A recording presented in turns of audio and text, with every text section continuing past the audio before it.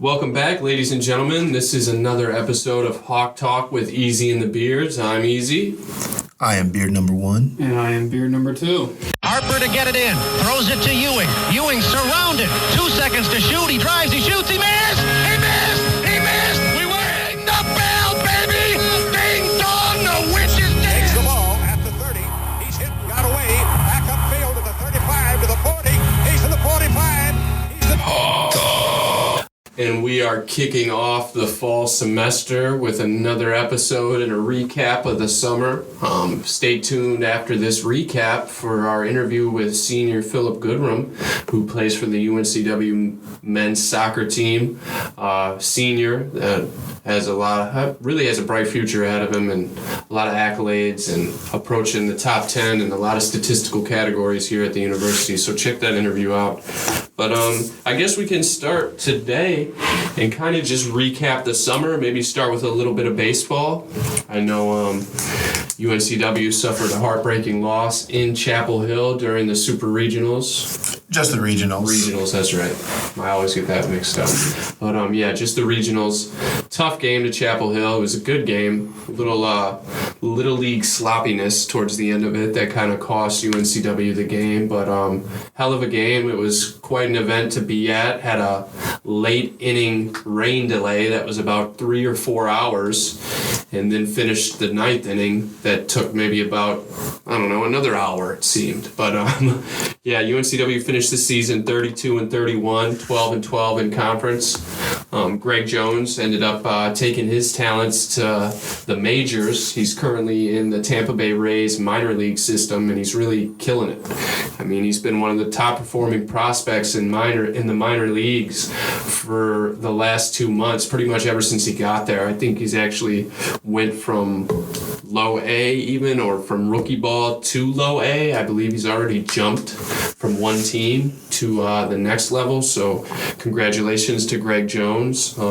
Cole Weiss was also drafted but decided to come back. So I know we're looking forward to having him back here for the 2020 season. Obviously the big news too was head coach Mark Scaff retiring after his long tenure here and kind of built a great foundation that Coach Randy Hood will be taking over for him and kind of starting that new era going into next season. So going forward, I think we have, what's the Mark Scaff tribute? Yeah, they're having a Mark Scaff tribute on October 12th at the Bernie Center on campus. They even will include a reception at 6 p.m. in the front of Bernie Center, followed by a buffet dinner at 7 p.m. Well, that sounds delicious. There'll be a bunch of former players there, former coaches, stuff like that. Well, yeah, we you might can have buy to tickets online. Oh yeah, you can purchase tickets online now. You can actually go onto uncwsports.com and follow the link there if you want to purchase tickets. Yeah, going from baseball over to basketball, we got a whole new team coming in. 9 new guys, 9 new faces, and a lot of talent, to be honest with you. A couple freshmen, a few transfers. I know over the summer some positive things happening for the basketball team, men's and women's. Devontae Kaycock, he wasn't drafted, but he was signed by the Los Angeles Lakers. And the way that roster looks, to be honest with you, now that the news came out some weeks back that they signed Dwight Howard, that may cut into some of the minutes I think that were maybe projected to go to Devontae. But he has been putting in the work. I mean, if you're online and follow him on Twitter every other day, he's working out on the beach, getting work in. So I know that young man's hungry and ready to get on the court again anytime he can. So we look forward to seeing Devontae in a Lakers uniform. And then also on the women's side, Shrita Parker recently signed a contract to go play in Ireland. Yep. Yeah, so I know her pro career is about to start as well. So congratulations to Shrita. Good luck over in Ireland, across the water over there. So we look forward to those two starting their professional careers. But and just as those two are starting their professional careers, Brett Blizzard has finally actually called it a career in Italy, probably the longest tenured professional ball-playing Seahawk, I guess ever, I would say. Played, I don't know, must have been 15 years or so in Italy. Had a very successful career, and I think he's looking forward to spending more time with his large family. Yeah, and his I think his business he has here as well is kind of what he's going to settle into and take over here. But yeah, and then in regards to the actual roster, some of the new faces and names you're going to hear, Brian Tolfree is a sophomore from Lawrence, Kansas, a transfer from Neosho County Community College. We got Shaquem Phillips, a 6-foot guard that's a freshman from Winterville, North Carolina. Obviously, Amaje Dodd, you've heard a lot about, and Jake Boggs, both freshmen that are coming in this year as well. Brent Jenkins became internet famous over the last month or so when he was awarded his scholarship while the team was over in Italy. They are able, I think it's every 4 years, they're able to take a foreign trip and go overseas. They scrimmaged 2 professional teams, if I'm not mistaken. They destroyed, I believe, the Russian or the Italian team the first game. They won by like 40-something points. And then they lost the second game, a game they were actually winning, I think, over Serbia, and they ended up losing, I think, by a couple to end that game. So, UNCW lost by 1 point in that game after having a 10-point lead at halftime. Yeah, so I know they learned a lot. I've talked with a lot of those guys since they've been back. Every one of them had a big smile on their face when I asked them about Italy, so it sounds like it was a really good experience for them, a great team-building situation there that Coach McGrath and the coaching staff was able to put together. I know a lot of those guys had fun, and I'm sure for a lot of them it was their first time being in Italy, maybe even out of the country. So I know it was a good experience for all of them. But yeah, going forward with the basketball team, the men's team specifically, a lot of new faces. Like I said, 9 specifically. So I don't know if Coach McGrath is going to play a little positionless basketball because he doesn't have a guy that's over 6'8" on the roster. But I know they got a lot of talent and a lot of athletic ability. So it's going to be interesting to see those guys get out on the court. And then some information I'm not 100% on, but I've been hearing, and rumor is that the guard that transferred from Florida, Mike Akaru, I believe I'm pronouncing that right, he is supposedly able to play this year. I'm not 100% sure, so don't quote me on it, but it sounds like he will be able to play this year, and his waiver went through, and I do not believe he's going to have to sit out. Not 100% sure on that, but the way it sounds right now, the Raleigh native will be able to suit up for the Seahawks this year, so that'll be great, adding another Division I talent, a guy with a little bit of Division I experience from the University of Florida coming over to be part of that backcourt. So hopefully that works out for him and he's able to get on the court. But women's basketball as well, bright future for them. Obviously, we all know what Coach Barefoot did last year, and a lot of first times for that group. So going forward, we expect big things from the women's team as well. So we look forward to that. And then, jumping into another star over the summer, Sydney Schneider. Sydney Schneider, the goalie here for the women's soccer team, played on the Jamaican national team over the summer in the World Cup. And she actually made her name there. If she hasn't already here at the university, she definitely is a global star now with fellow Jamaican athletes like Usain Bolt reaching out to her online. And she had a hell of a save in that game against, I can't even remember now off the top of my head. I think it was Brazil. Game. Yep, that was. And she had a goal kick, a free kick, a penalty kick save, and I believe she might have finished the tournament with 3 or 4 big saves. I don't think Jamaica won a game, but Sydney Schneider definitely left her name on the World Cup. So going forward, we expect a big season from the women's soccer team here. They've kicked off as well, along with the men's soccer team. And kind of jump into those 2 rosters and teams and kind of preview what's going on there. Yeah, they both had mixed results here to start the season. The women's soccer team was only picked to finish 8th in the CAA this year after finishing 7th last year.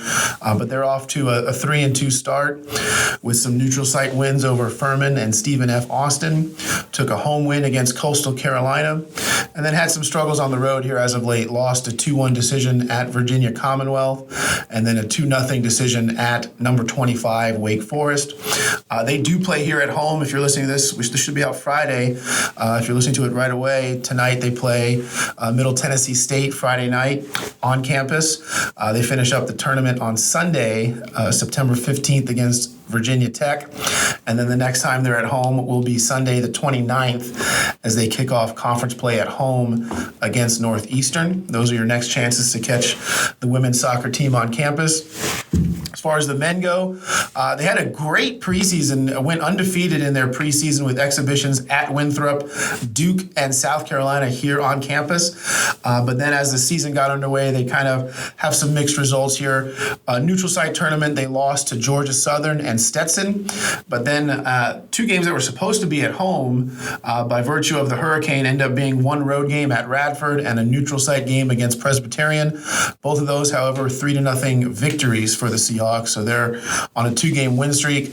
They hit the road as conference play starts this Saturday, September 14th. They are next at home also against Northeastern on the 28th, a Saturday the day before the women play Northeastern on the Sunday. So it's a Northeastern weekend on September 28th, 29th for the men's and women's soccer team. One more I'll chat about just briefly here is the volleyball team. Even better than both soccer teams. They've gotten off to a killer start, 6-1 so far on the young season. They were projected 6th in the conference when the season started, which would be enough to make the conference tournament for the first time in a couple years. But they've knocked off victories. They've knocked off North Florida, Charleston Southern, and Duquesne. That was a tournament on campus here at UNCW. They hit the road in a away game at Campbell, took them on, got the victory 3-2. And then in a tournament up at Duke, they did take the loss to Duke 3-1, but did get victories over Wofford and App State, both 3-2 contests. Wofford, the most recent one on Sunday, they were actually down 2-0 and had to rally and get the final 3 sets for the victory. They are at Davidson for a tournament there this weekend, the 13th and 14th. But then they come home for another home tournament on September 20th, 21st. It's a Friday, Saturday. So if you want to see the Volley Hawks, come out to Hanover Hall that weekend on the 20th and 21st. It's a nice atmosphere there. It's a small gym. It can get rowdy, and it's not a bad time. I know your camera too. Yeah, if you can't make it out, all right, if you cannot make it out, log online to the Seahawk Digital Network. I always go through CAA.TV. That's the easiest way for me to remember it.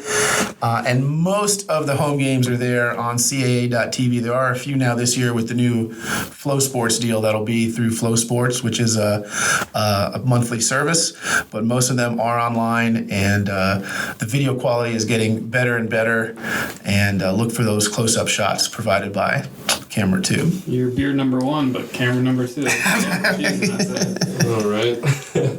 Yeah, and then how about a little bit of men's and women's golf? Yeah, so going into men's golf a little bit, right now there's a Golf Week program challenge, and Oliva Pinto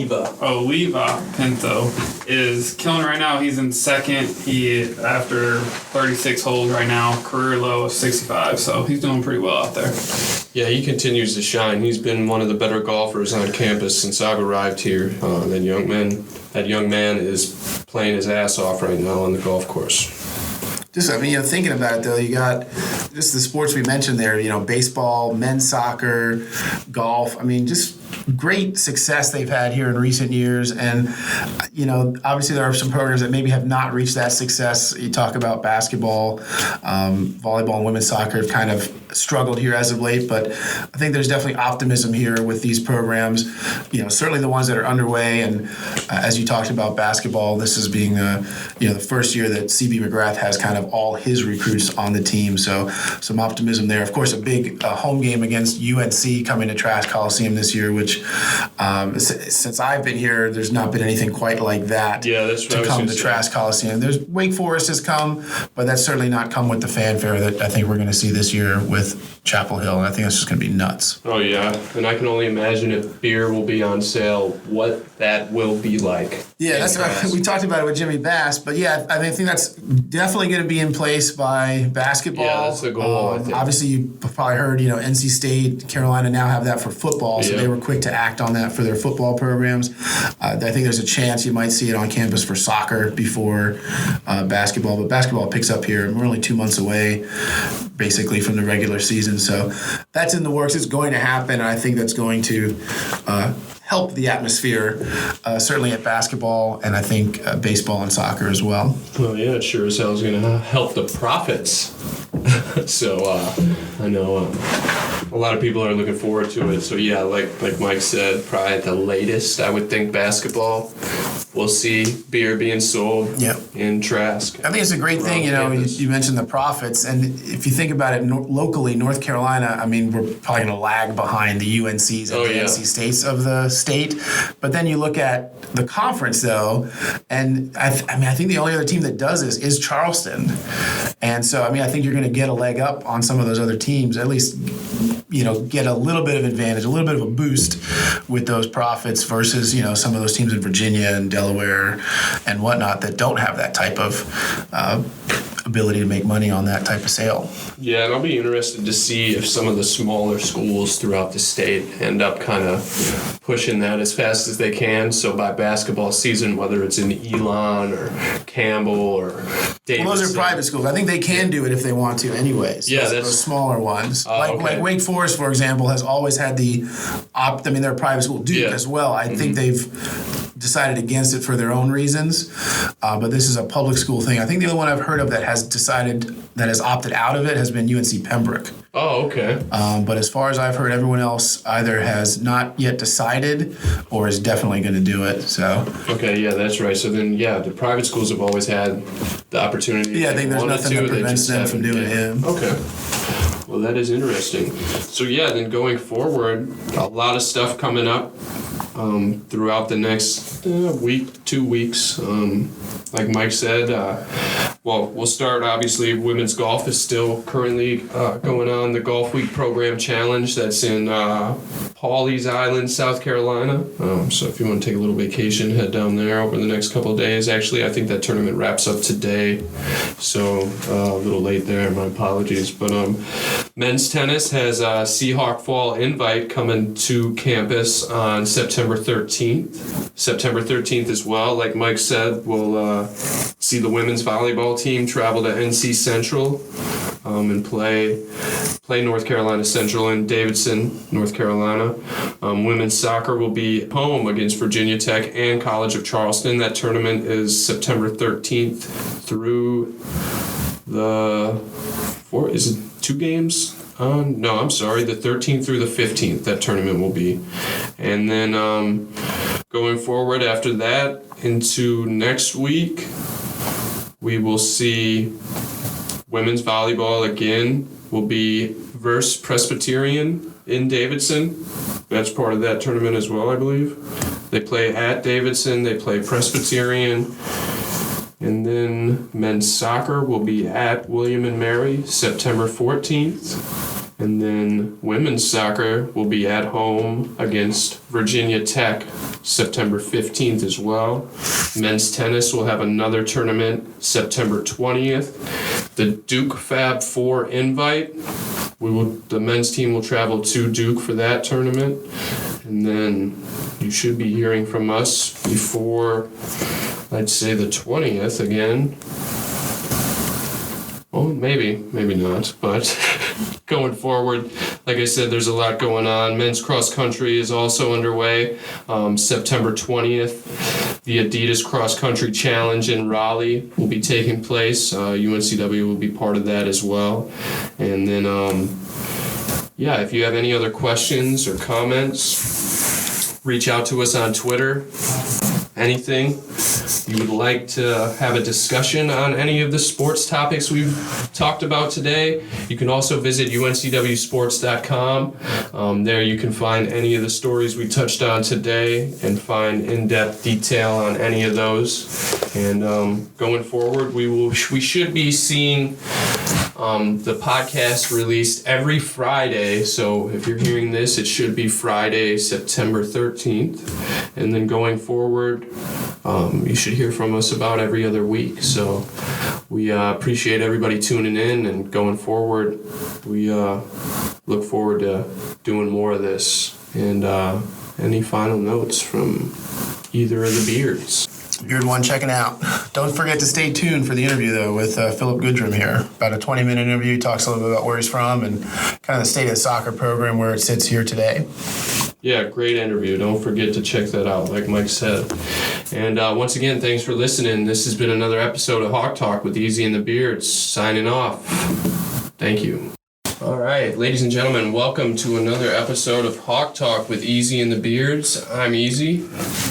Beard number 1 reporting in. I'm beer number 2. Thanks for having us again. Welcome back, guys. This will be actually the first episode of this new semester, and today we have a very special guest, Phillip Goodrum, a senior soccer player here at UNCW. Quite a lot of accolades. Going to be probably top 10 in a lot of statistical categories at the university when he's done playing here. We'd like to thank you. I know it was a quick turnaround. You had a game late last night, didn't get in until probably about 1, 2 in the morning. So we appreciate you coming out. Yeah, thank you for having me. It's a pleasure to be here. Absolutely. Thank you. So we can go ahead and kick it off kind of with maybe a little bit about your background. I know kind of got soccer in the blood. Your dad, 2 uncles, and an aunt all played Division I soccer. So if you could kind of take me back to maybe your early childhood and what that was like, kind of getting into soccer and having those soccer role models with you early on in the beginning. Yeah, so ever since I can remember, I've been playing soccer. My dad played college soccer, and so did a few of my family members. And so my dad and my mom have probably been the biggest influence on me, on my career. And so, ever since I can remember walking, I had a ball at my feet. And so my dad was actually my coach for a majority of my career, building up until I was in high school.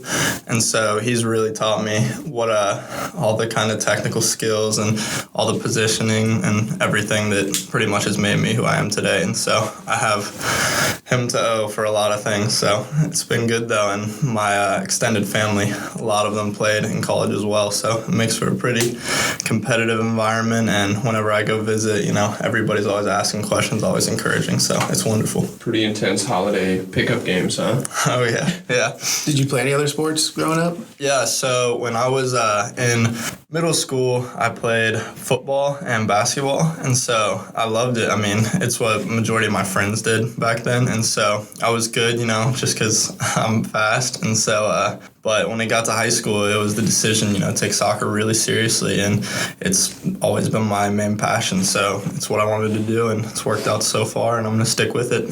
But with family, when we have like reunions and stuff, it's crazy. It just gets so intense, playing like beach football or volleyball or anything. It just gets so intense, and it creates a great environment. But I love it. Wouldn't want anything else. That's awesome. Yeah, so you think that's kind of where you got that competitive edge too, is just growing up with it? Yeah, I mean, if you ask my mom and my siblings, you'll ask what kind of loser I am, and they will say I'm probably the most sore loser they've ever seen. And so, I think it's something that maybe I can better win a family environment, but it's made me the competitive guy that I am today. And, it helps me have a lot of success and having that drive. And my little brother actually is a rugby player, and, he's looking at playing in college. And so he has that competitive drive, that competitive nature. And I think he sees me and I see him have success, and it motivates each other. And so, just awesome. That environment.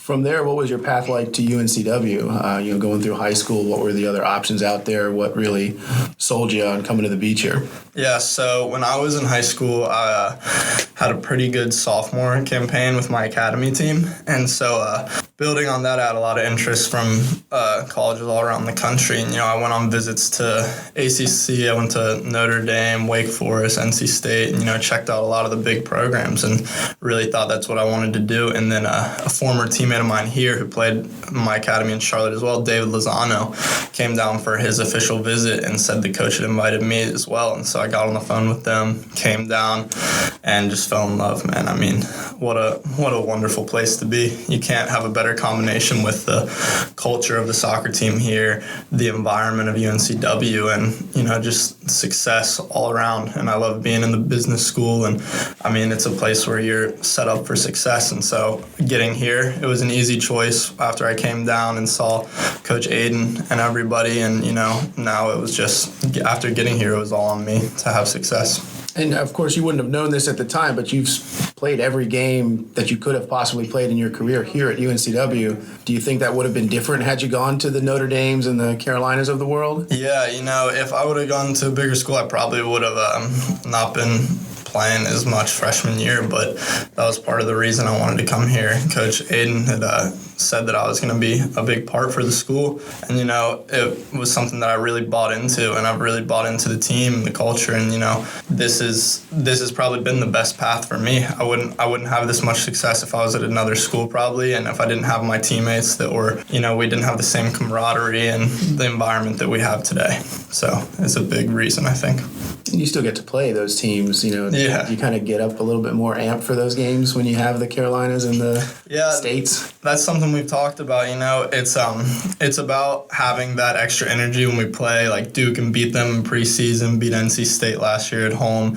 And I mean, obviously, it's when there's 2,000 fans in our stadium, and it's a big environment. It's easy to get up for those games, but this year it's about being 100% focused for every game, because I mean, if you look at our past 3 seasons, we've kind of dipped off a little bit at the end, and so this year we have a different level of focus that I think is around being focused 100% for every game and not taking anything too heavy, anything too lightly. But definitely the UNC and Duke and NC State, that's fun to play in. Well, yeah, and speaking of the success at an early time when you got here, I mean, you were on the all-rookie team as a freshman, had a game winner against Charlotte as a freshman. I know that's kind of your hometown team there. I know you've had a lot of success since you've got here. You've been this year preseason CAA Player of the Year, all CAA team, Top Drawer Soccer, which is a leading website on soccer in the nation, has you in the top 25 as an overall player. How do you think you've dealt with the success that you've had now going forward, and how do you think you will be able to finish your career here the way you want to? I mean, at this point, it's all about the team to me. You know, my main focus is winning games and doing the things that I can do to best help the team. And the more I focus on doing what's right for me, the better off the team is. And in the end, I really want to reach my personal goals. But, you know, there's been success in the past, but what I've said before is without success of my team, I'm not going to go anywhere. So first and foremost, it's focusing on winning games and being productive for the team. And so, I mean, obviously have professional aspirations and want to go as high as I can with the sport. And but it's not just going to be something that I get myself there. So it's really focusing on the team.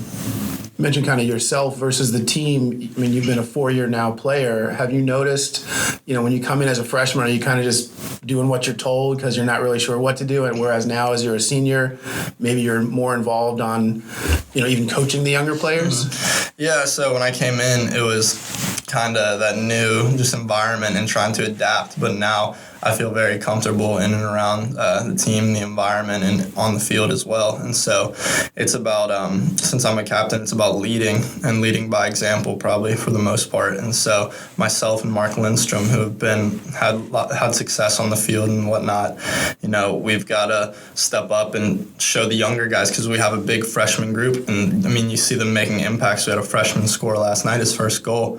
And so it's about leading by example, I think, and setting the right tone at the beginning of games so we can come out and have a successful season. Do you feel more comfortable, say, like having a conversation with Coach Heaney more so now than maybe you did back then when you're talking about, you know, on the field stuff? Mm-hmm. Yeah, Coach Heaney's a very approachable guy, and, you know, if I have a question, if I have a comment, I think he's willing to hear it. And, you know, we have conversations about what's best for the team in a lot of different regards, and he's very understanding. And he's, you know, I always say about Coach Heaney, he's a great coach and a better person. So whenever I have a question, whenever I have a concern, feel very comfortable approaching him. speaking of the young guys, you got a lot of young guys and new faces on this team. Tell me what that transition has been like for yourself, kind of taking that leadership role now compared to when you first got here. Obviously, a lot of listening and learning to now you're in a big leadership role, like you said. What has that transition been like for you? You know, I think I've seen myself as a natural leader, and so it's been a role that I've really enjoyed stepping into. And so I think there's a lot of respect in this group, and the freshmen coming in respect the senior class and upperclassmen and really have bought into what we want to do. You know, we've come out for captain's practice and had the whole team here early this season, and the freshmen were living with the seniors so they could kind of adapt as fast as possible. And, you know, I think if you look at the minutes that the freshmen have been playing, they've jumped in and got on board right away. And so, you know, it's been great. It's been great to see my striker partner, Jalen Anderson, get his first goal last night. And so as these guys kind of jump into the mix, it's going to be something that we can mesh together to have a really special season. But as being a leadership role, I love it. I love getting everybody on board. That sounds great for the culture. You said the freshmen live with the seniors. Now, is that something that Coach Haney has always done, or is that something that's relatively new? Because I feel like that feeds into the culture of, you know, having a leader, having the leadership, having that veteran ability to kind of lead and show these guys the ropes. Yeah, so we come in about 3 weeks early each year, and so the dorms campus isn't open yet. So we have the freshmen live with the seniors and juniors, and so, you know, they'll be staying with us in the apartments and houses, and, you know, they'll really just have to jump right into the culture and adapt right away. And they get to see an example of how things are run here and how professional and how serious we take this program and this season. And so I think with them being able to jump in and see that, it kind of clicks in their mind right away. Okay, I'm not here just to have fun. I'm here to focus and here to win a championship. And I think that's something that this year every freshman has bought into, and I think that's really special and says a lot about that class. Yeah, that is something special. That's great. I mean, you're a business major too. Businessman mentality. So also too, I know I've heard you kind of talk about one of your favorite players, Mohamed Salah. Now, if we could stay in the States, who would be your favorite player in America that you look up to, that you kind of maybe model your game after? So growing up, I watched a lot of Landon Donovan just because, you know, with the MLS here, there hasn't been such a deep history, but the U.S. national team's been something that I've always been able to get behind. And so watching Landon Donovan growing up in the passion he plays for the USA and, you know, scoring World Cup goals. And he's somebody that I've always tried to, like, aspire to be. And, you know, he's the premier American soccer player at the moment, and you have guys like Christian Pulisic stepping up. But yeah, I mean, Landon Donovan, he's got a speedy winger who can take guys on and attack and put the ball in the back of the net. And to be American, it really says a lot for the soccer. And you know, if I could aspire to be like any American soccer player, it'd be him. For sure. He's like 40 years old. Probably still could play for the national team. His career's over, but, you know, he really left a mark and set the standard high for the U.S. soccer. Absolutely. So, since we're talking about soccer in the States, I mean, you have kind of like an inside view to that because, like you said, your father played for Tennessee, right? And then he played professionally in Nashville. You know, a lot of nowadays it's a little bit different. The MLS is kind of becoming more mainstream with the Atlantas and the Seattles out there. But back in the day, do you recall, were you old enough, you know, going to some of those Nashville games? No, so yeah, he played in the USL, so that league's actually still around the second division today, but back then it wasn't as big. But I wasn't ever old enough to make it to those games. But I mean, seeing the pictures and seeing what like he did with his career and the drive he had, I mean, that's a perfect example. My dad's a businessman today, and so I mean, seeing the drive and how hard he works, it's something that I can try and translate into my sport. And so I mean, that really gives me a lot of motivation. But I mean, being American, and there's kind of a connotation with American soccer soccer players around the world that like everybody, the good athletes play football, the good athletes go to baseball and basketball and whatnot. And I mean, after not making last World Cup, it was really disappointing. But you know, MLS and U.S. soccer is really stepping into the picture. And I mean, I love seeing it and I love being a part of it. And you know, I just want to continue seeing it grow and play my part if I ever can. Did you make those the Eagles games and now the Independence games in Charlotte growing up? Yeah, I used to go to Eagles games, and that was pretty cool. And I've been to a few Independence games, and you know, seeing that the culture of soccer is stepping up in the Queen City is pretty cool. And you know, if they were ever to get an MLS team, I think that would be a huge step for North Carolina because it's such a big soccer state with all the big D1 soccer colleges. And I think if we could get an MLS team in Raleigh or North Carolina, or Raleigh or Charlotte, that would be really cool and step something up for the state. Have you been to MLS games? Yeah, so I've been to a few. I went to Seattle Sounders game in Real Salt Lake. Yeah, I mean, the culture that they have, like you think, like the NFL games are huge and stuff, but then you go to a Sounders game and you're like, oh my gosh, these fans are crazy. And so to be able to play in front of that crowd one day would be unreal. Yeah. And so it's a cool environment, and it really shows how the country's stepping up. And you have teams like Atlanta and DC United, and they're just making a lot of noise around the world. And so it's pretty cool. It's really kind of just taken off here, especially in the last 5 years or so. You mentioned, let's transition back to UNCW. I mean, the crowds at the UNCW games can get pretty rowdy too, especially compared to even you go to like a UNC game, it's just not that same atmosphere. Would you agree with that? 100%. You know, we have a smaller stadium, but when big crowds come out, it just gets packed and it feels like they're right on top of you. And, you know, we all have friends who play at different universities, and when they come play here, they go, man, it's just tough. It's so loud. You yell over to the sidelines, you can't hear what your coach is saying, and it just creates such a cool environment. So when we played like NC State in the NCAA tournament last year, I think there was 2,000 fans at each of those games. And I mean, it's just what an environment. You know, we love it. It makes it hectic. It gives us so much support, and that's why with a hurricane we missed 2 home games last weekend, and it's difficult because you want to be at home, you want to have the fans come out, and you know, we love that environment. And that's what we want. And you just played a neutral site game yesterday. I'm sure it was just crickets. There's probably 50 people, 75 people there, and so it's definitely difficult. A lot of people don't understand that creating your own environment is something that you really have to work harder for, but playing at home is just a huge advantage for us. It's cool. Yeah, you hit the road for the next couple of weeks, but the next home game is September 28th against Northeastern, and then you kind of have a bit of a home stretch there to finish out the year. So definitely for those listening, if you haven't made it out, come out. It is a good time.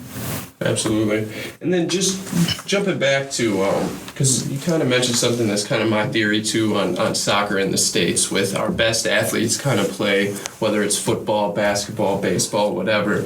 I think honestly it's going to take like your generation and guys younger than you to really turn around our national team and get us back to where soccer in the States is a dominant thing.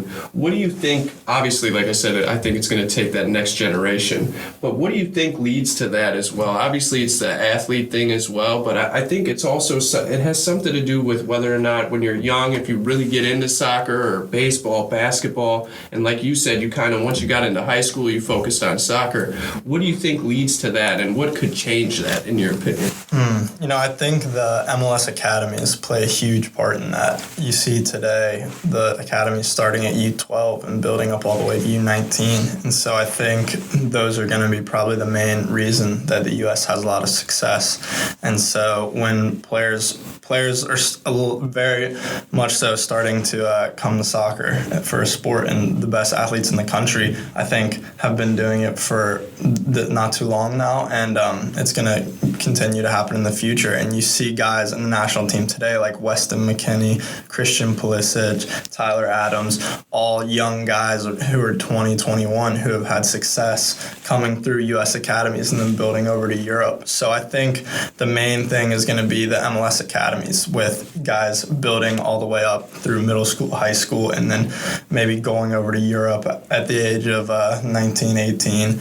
And so that's going to be the development factor, because for a lot of years now, before the U.S. Development Academy was starting up when I was in early age of the high school, and so now it's really grown, and there's teams, academies showing that they can compete on a worldwide scale now, and so I think that's going to probably be the main factor of U.S. soccer's success.